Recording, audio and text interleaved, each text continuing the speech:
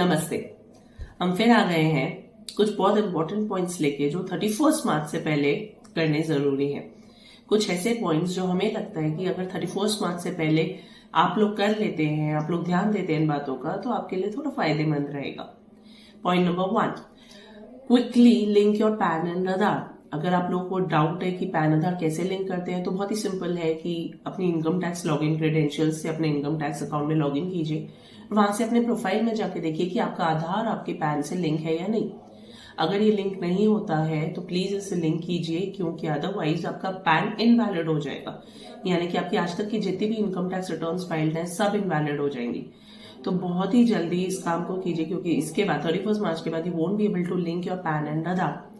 Point number 2, अगर आप लोग टैक्स पेयर्स हैं या फिर अगर आपकी इनकम अप्रॉक्स 5 लाख से ऊपर जाती है, तो प्लीज ATC के जो ऑप्शंस होते हैं like 5 year FD, NPS, PPF, LIC या फिर मेडिक्लेम होता है जैसे ATD का, डोनेशंस होती हैं, वो जो भी आपको प्लानिंग करनी है अपनी टैक्स प्लानिंग अपने CA के साथ बैठ के जो करनी है वो 31 मार्च से पहले कीजिए और ये इन्वेस्टमेंट्स भी कीजिए।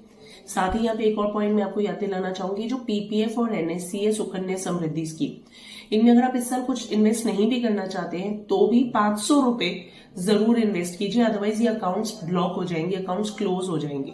तो इसलिए इनमें 500 रुपीज चाहे आप इन्वेस्ट कर दीजिए, बाकी मोटा अमाउंट भले ही मत कीजिए। पॉइंट नंबर 3, अपनी जितने भी हाई वैल्यू LICs हैं या प्रीमियम्स आप भरते हैं, हाई वैल्यू का मतलब 5 लाख से ऊपर का प्रीमियम है, अगर आपके कोई भी ऐसे इंश्योरेंस प्रीमियम्स हैं जो आपने ले रखे और जिनका प्रीमियम 5 लाख से ऊपर है, तो एक सजेशन होगा कि आप उसे 31 मार्च से पहले प्रीमियम पे कर दीजिए। और साथ ही अगर आप प्लान कर रहे हैं लेने का तो भी आप 31 मार्च से पहले ले लीजिए, क्योंकि इसके बाद जो इसके ऊपर टैक्स एग्जेम्पशन मिलती थी कि अगर आपकी एक इंश्योरेंस पॉलिसी टूटती है और आपको पैसा मिलता है, वो टैक्स एग्जेम्प्ट होता था। लेकिन अब ये रूल आ गया है कि अगर 5 लाख से ऊपर का प्रीमियम है, यानी हाई इंश्योरेंस प्रीमियम जो वैल्यूज है, उनकी एग्जेम्पशन खत्म होने वाली है इस बजट 2022 के हिसाब से। तो अगर आप प्लान कर रहे हो हाई इंश्योरेंस प्रीमियम, इनफैक्ट इसमें आपका एग्रीगेट भी देखा जाता है, तो प्लीज कोशिश कीजिए कि 31 मार्च से पहले ही वो बुक कर लीजिए पॉलिसीज जिनकी वैल्यूज प्रीमियम की 5 लाख से ऊपर हो। पॉइंट नंबर 4 है कि आप लोग अपना लॉन्ग टर्म कैपिटल गेन या लॉन्ग टर्म लॉसेस बुक कर लीजिए 31 मार्च से पहले।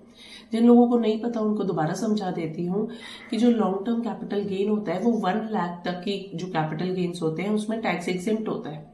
यानी कि अगर कोई म्यूचुअल फंड है, कोई भी शेयर्स है जिसमें आपको लॉन्ग टर्म गेन दिख रहा है, अगर वो 1 लाख के नीचे अगर वो 97,000 98,000 पे अटक रहा है भी, तो उसे प्लीज 31 मार्च से पहले बुक कर लीजिए और वापस पैसे री इन्वेस्ट कर लीजिए।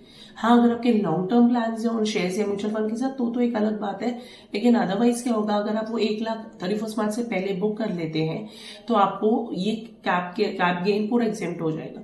सिमिलरली अगर कोई लॉसेस हैं जो आपको लग रहा है कि इन म्यूचुअल फंड्स के इन शेयर्स का कुछ भी नहीं होने वाला है, ये लॉस में ही जाने वाला है, तो सजेशन ये होगा कि उसे भी बुक कर लीजिए।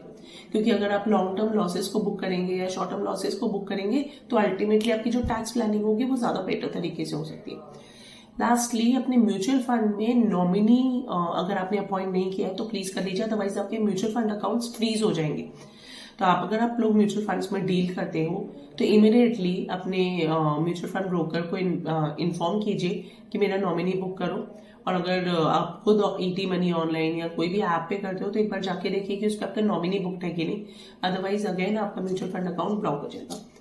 हम आशा करते हैं कि हमारे वीडियोस आपके काम आ रहे हैं। प्लीज कमेंट सेक्शन में जरूर हमें बताइएगा कि आपको और किस तरीके के टॉपिक्स या किस तरीके के क्वेश्चंस निकल के आते हैं जिनको हम कवर कर सकते हैं आने वाले वीडियोस में। Thank you so much.